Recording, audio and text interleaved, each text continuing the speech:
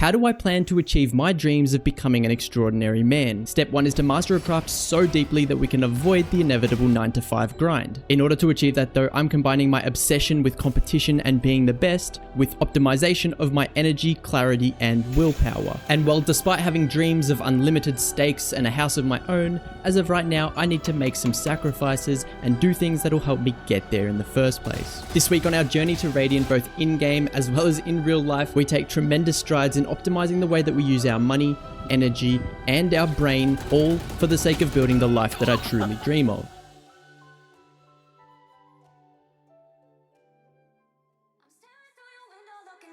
Now this week, we've got two major focuses, the first of which is sleep, the second of which is finances, and I'll just say right now that my sleep is in a terrible spot, and coming into the week, well, last night I only got 2 hours of sleep. The money situation is something that I'm just taking a lot more serious now. I cut out all the expensive meats that I was buying. I've been cutting out all my expenses, and I just want to keep that going this week. We're going to use as much mindfulness around money as possible to hopefully build some savings and become wealthy. Right now, in Australian dollars, I've got about $3,500. That's the most I've literally had in months, okay? And I want to keep that going. So on the IRL side of things, for this week to be a success, all we need to do is further develop our sleeping habits, get some consistency and whatnot, and then really push that financial momentum that we're building. It's Thursday and I'm driving to work on 2 hours of sleep. Arriving home, I could have fallen asleep easily, but the problem is if I go to sleep now, I'm just going to mess up my schedule moving forward as I'll be awake all night. For the sake of experimentation though, I did implement the yerba mate. I'm hoping that this will be like a super healthy and natural alternative to any form of caffeine, and that this will give us a little bit of a boost, you know? Mindful of how tired I am though, I decided not to do any comp and instead just watch Dope Eye's group coaching on Bind. After finishing the VOD review, I ate some rice,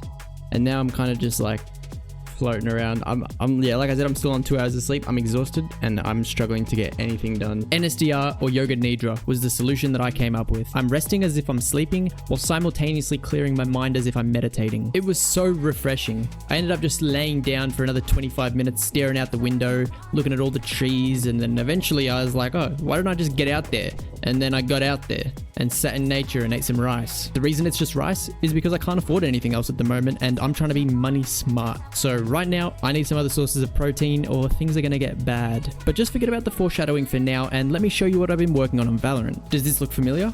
Rhetorical question because this is all you see in Valorant. Boring left and right 2-bullet bursts. I also thought that this was the only way to move in Valorant until I saw two players doing it completely differently in their own right. The first of which was Asus, who was 2-bullet bursting faster than the speed required to maintain accurate bullets. The pace at which Asus bursts requires you to reset after 3 bullets or else they'll become inaccurate. But the whole idea is less moving, more shooting in a game about who can kill who first. The second instance, of course, was how Primi taps crouch between his strafes. Applying this to your movement just takes it to a whole new level as it's just so unpredictable. Anyways, while I was trying to better develop my peeking technique, I came up with the idea of going wide and then doing an Asus style triple burst back in the direction of the wall that you swung from so that you can easily get back to cover. Doing this negates the downside of Asus bursting in the first place. You get your 3 quick bursts out, but then you're not punished by the reset because you're behind cover. And this is what I call the Zasko slide, okay? I took the concept of crouching from Primi, the Asus speed bursting,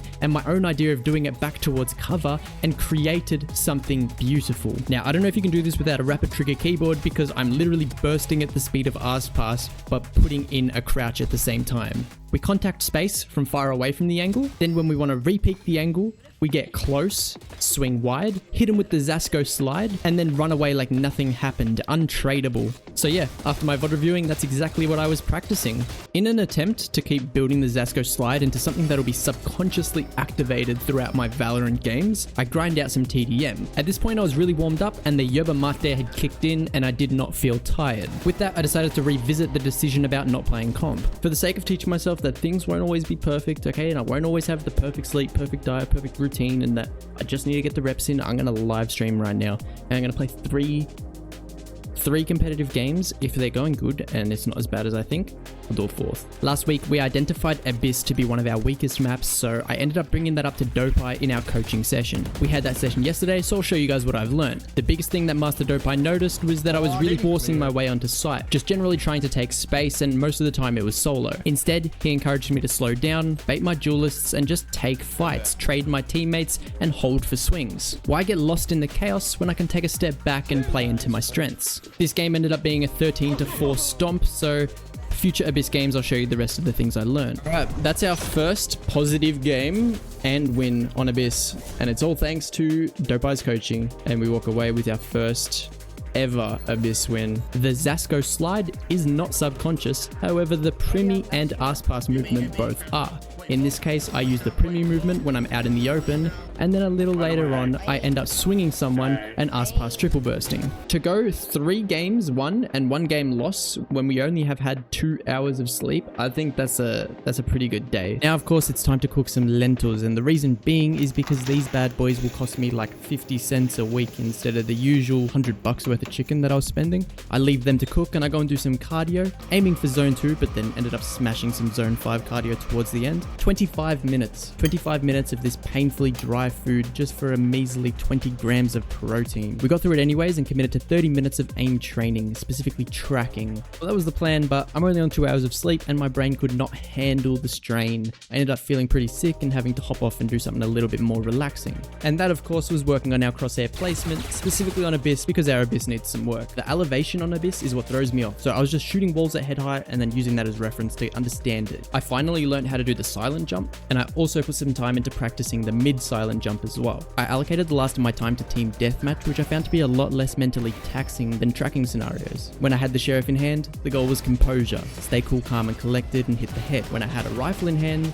it was practicing the Zasko slide. And when I'm consciously thinking about it, it comes out beautifully. Despite being our highest of priorities, I only ended up getting about 7 hours of sleep, which according to my Whoop band, left us with a 50% recovery score. Before we continue, I'm going to give you a second to consider subscribing. I live stream on Twitch every single day and you can follow that. And if you really love the content, you can check out the Ko-Fi, and we've got a Discord server with like 70 people just having a laugh, and it's a really cool community. The next day I woke up still carrying the weight of sleep debt on my shoulders. I smashed out my usual 6 till 9 morning shift, came home and got stuck into a yerba mate and live stream. The first game of the session went extremely well, setting us up to hit Immortal 2 in just 2 more wins. How do we get put in love with people who can't go positive ever in their life, bro? It's not real. And then we've got these Ascendant 1 Pislo Pig who are stuck at this rank. No. I don't know if you heard, bro, but I think someone knocked on your door. Oh, no. That was, So from a team standpoint, the game was pretty much over. However, I can still showcase some of the progression we're making in our gameplay. Knowing that someone was pushing long, after triple bursting the Sova, I ended up repositioning back and angle holding to catch them off guard. I don't know where Cypher is at this point, so I angle hold for the Clove once again. He could be close left, he could be CT. I have no idea. But the second my teammate dies from hell, I immediately smoke the bomb and get it half. Knowing that I was pushing my luck to even get it half in the first place, I get off, take the fight and win. But here's some more stuff that I learned from Dopai's coaching on Abyss. By not placing my heaven smoke so deep, I actually one-way the people trying to silent drop the zipline. Now Dopai did tell me not to be first on site and take as many dry jewels as I can as I work my way back site solo, but sometimes it's necessary. Through composure, a better understanding of crosshair placement, and just a calmer mind in general, I was able to win every single duel regardless. This next round though, I do listen to Dopai's advice, and you can see me floating around A main, taking those backside fights and holding for my team, baiting them and trading them out. Overall, I'm just a lot more comfortable in Abyss, full stop. This round is a perfect retake from heaven, utilizing the mid-sight smokes, the decay, and my team's dart while silently walking off of the ledge to not make any noise. I catch them both off guard and I'm able to win the round. The next step for my brain is learning what to do when I drop down and there's 4 people in front of me.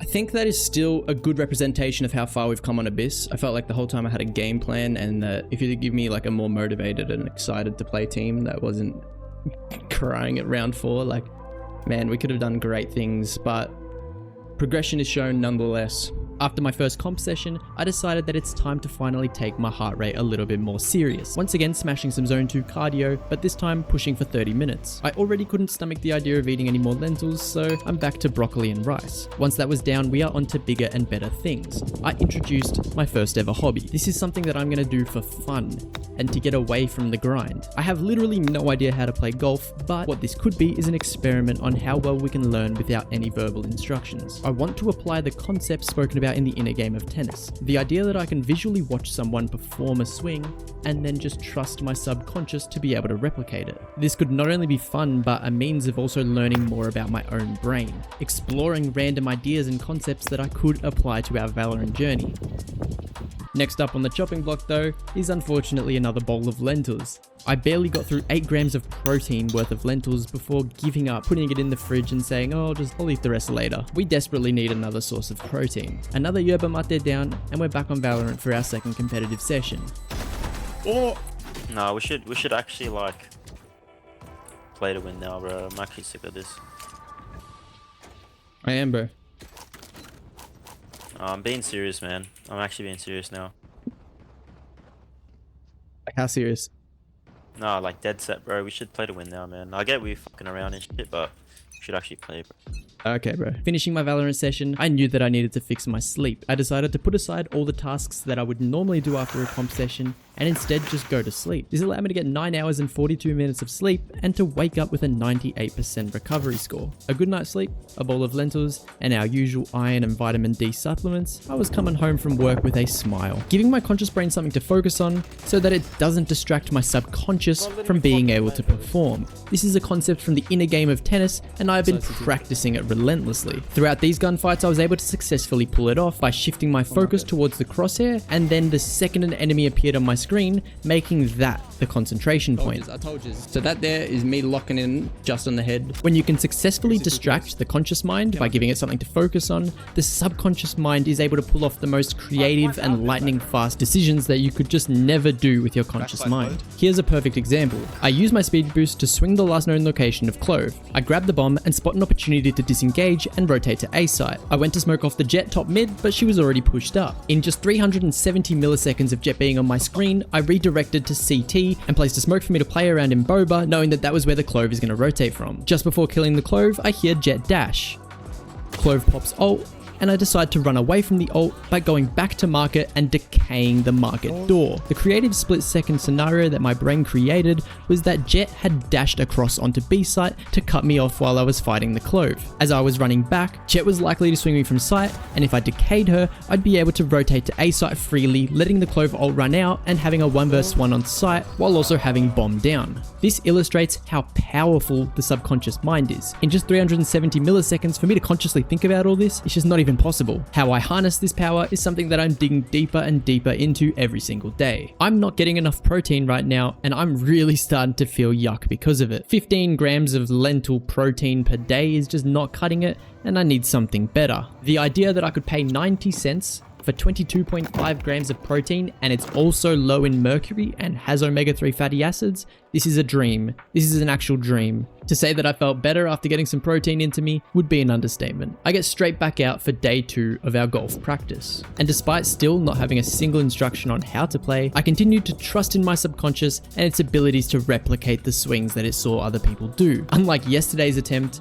today, I was consistently hitting the ball, and not only that, but they were all getting really close to the flag. Who would have thought that you could progress at something without hearing a single instruction? I really want to try and implement this natural, childlike learning method to our Valorant gameplay. Just like how we trust our subconscious to perform and make split-second decisions, we can also trust it to naturally learn ridiculously fast. These concepts are precisely what the inner game of tennis talks about, but also that these skills are completely universal and I could apply this to any area of life. Mastering our inner game is not only a necessity to reaching Radiant, but it's also a necessity to reaching our true potential and becoming an extraordinary man. 3 of them can't buy full armor, so we go Outlaw. Now this week, the main map that I wanted to improve on was Abyss. However, I did partake in Dopey's group coaching, focusing on Clove Bind, and here's a really cool play that I learned from it. Basically, I one-way short, but I do so a little bit deeper so that I can jump up onto the box and catch the enemies off guard. On all my bind games this week, I've had ridiculous success pulling this off, and it's just so easy to kill one and get away by jumping off the box. Up until right about now, I think this is a perfect round and Dopey would be very proud. The rest, however, Nah, I'm kidding. He'd probably approve. I reckon he approves.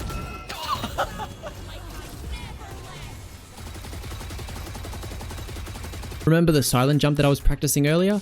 Well, this is exactly why. We can use it to perfectly time a mid-lurk and get a really fast flank. I still make sure to drop the mid-size smokes for my teammates, but then I sneak behind enemy lines and double headshot the enemy Clove, securing the pistol round and solidifying ourselves as a force to be reckoned with on Abyss. Yeah, you want to see something even cooler? How about walking out of the heaven smoke with 3 bullets and a sheriff versus 5 enemies on sight with full buys? Talk about a force to be reckoned with. The enemy team gave up, they weren't even smoking anymore. I got a 4K from heaven because they just didn't even smoke it. Like, you just can't help but feel bad for the enemies. They're up against someone who's dedicating his entire life to mastering skill acquisition and using the subconscious mind to its full potential while simultaneously being coached by a radiant coach. Speaking of skill acquisition, I decided to take things even further by using a sensitivity randomizer to heighten my attention during aim training in-game. A concept referred to skill acquisition experts as differential learning. The Kovacs aim trainer already has an inbuilt sensitivity randomizer, but I've already discussed how I prefer DM and TDM over Kovacs aim trainer, as I view Kovacs as an isolation exercise instead of the compound movement that is TDM. Instead, I took the Whisper sensitivity randomizer, which alters your mouse sensitivity just full stop, and I used that throughout deathmatch and in-range training. That way I'm not only developing my movement, general Valorant awareness and reactivity, but also putting a high level of attention towards my aim and progressing it extremely fast through differential learning. I found that the nature of TDM didn't quite fit the sensitivity randomizer reps, however using the range was absolutely perfect. 15 minutes of in-game aim training where I'm able to practice the Zasko slide, ass pass bursting, primi movement, counter strafing, everything, all in combination with the power of our differential learning, our discoveries from the inner game, and our extremely optimal sleep. Bro, relax. Let's make an outro. $8.46 is the amount of money I spent on food this week. So that is a very big difference from the usual $250. The last 4 days, almost a perfect sleep score. Now I'm going to maintain this for the rest of my life, okay? That's that. Anyways, I'm going to say goodbye now. Basically, the 2 goals that I had for the week were met. Our Valorant progressed. Everyone's happy. This is a brand new type of video as well. That's like a mix between the Valorant oriented ones and the IRL oriented ones. And it's a mix between editing and not editing, and I hope that this is a happy medium, okay? We'll see. Give me your feedback. Check out the Ko-Fi if you're interested. Check out the Twitch. Check out the YouTube subscription button. Many ways to support the channel. Otherwise, that's all for the week. I love you all. I will see you in the very near future.